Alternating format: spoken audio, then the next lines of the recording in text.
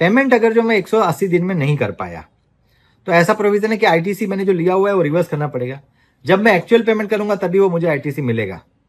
अब प्रश्न ये उठ रहा है कि इस दोनों के दौरान रेट चेंज हो गया तो क्या मुझे आईटीसी जो ओरिजिनल रेट है वो उससे मिलेगी या फिर तब तक नया रेट लग गया उसके हिसाब से।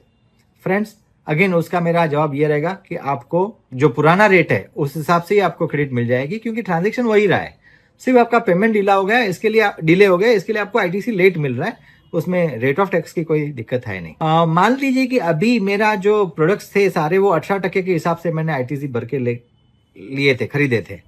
अब जब मैं बेच रहा हूं तब 5% हो गया है, तो क्या वो 5% की वजह से अभी ये जो मेरा 13% का जो एक्सेस बच गया मेरे पास आईटीसी, और मेरा रेट ऑफ मार्जिन जो है, प्रॉफिट का मार्जिन बहुत कम है, तो ये 13% को कंज्यूम करने में तो मेरे बहुत साल निकल जाएंगे, बहुत टाइम निकल जाएगा। क्या मैं इसका रिफंड मांग सकता हूं? कैन आई से कि ये इन्वर्टेड टैक्स स्ट्रक्चर का हिस्सा बन गया, उसका एक प्रकार बन गया, तो इसके लिए मुझे वो इन्वर्टेड टैक्स का बेनिफिट रिफंड के तौर पे मिलना चाहिए, नहीं तो ये मेरा पैसा अटका रहेगा। फ्रेंड्स, अभी जो ये आया प्रेस रिलीज इनका, इसके साथ साथ जो एफएक्यू भी इन्होंने एक इश्यू किया हुआ है, एफएक्यू के हिसाब से वो 2022 का एक सर्कुलर कोड करके बोल रहे हैं कि भाई वो आपको रिफंड नहीं मिलेगा, क्योंकि अगर जो इनपुट्स और आउटपुट दोनों एक ही एचएसएन के हैं, सेम है, तो नहीं मिलेगा।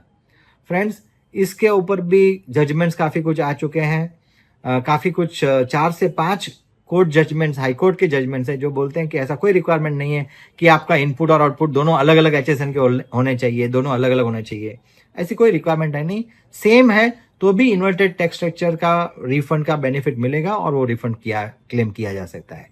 तो ये बात एक ध्यान में रखने हैं, क्योंकि ज़्यादातर लोगों को यही दिक्कत रहती है और ज़्यादातर लोगों को एंटी प्रॉफिटियरिंग का वो डर लगा रहता है। तो ये दो एक महत्वपूर्ण चीज़ इस वीडियो के दौरान जो मैं बता रहा हूँ वो ध्यान रखनी चाहिए।